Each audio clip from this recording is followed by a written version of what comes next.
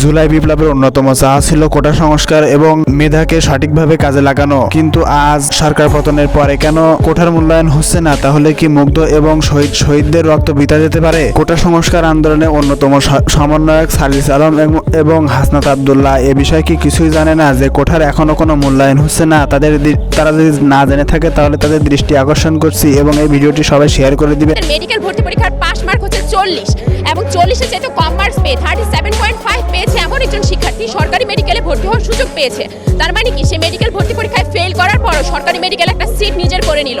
সেই আন্দোলনের স্বৈরাচার শেখ হাসিনা পালিয়েছিল, কারণ সেই আন্দোলনে অনেক শহীদকে, অনেক মানুষকে গণহারে মেরেছিল শুধুমাত্র তার ক্ষমতায় টিকে থাকার জন্য। জুলাইয়ের আন্দোলন ছিল স্বাধীনতার সবথেকে বড় আন্দোলন, যার অন্যতম চাওয়া ছিল মেধাকে সঠিক মূল্যায়ন এবং কোটার প্রথা বাতিল করা। 2024-25 মেডিকেল ভর্তি পরীক্ষা সেটা প্রমাণ আমরা লক্ষ্য করেছি। স্ক্রিনে দেওয়া ছবিতে স্পষ্ট দেখতে পাচ্ছি 40 নম্বর পেয়েও ভালো কলেজে পড়তে পারছে একটি শিক্ষার্থী, অন্যদিকে 75 নম্বর পেয়েও মেডিকেল ভর্তি পরীক্ষায় পড়তে পারছে না, যার অন্যতম কারণ হলো কোঠা। তাহলে কি শহীদ আবু সাইদ এবং মুগ্ধের রক্তের সাথে বেইমানি করা হচ্ছে? আপনারা অবশ্যই বলবেন। এমন নিত্য নতুন নিউজ পেতে রাব্বি লোকাল নিউজে চ্যানেলটি অবশ্যই সাবস্ক্রাইব করে পাশে থাকবেন। ধন্যবাদ।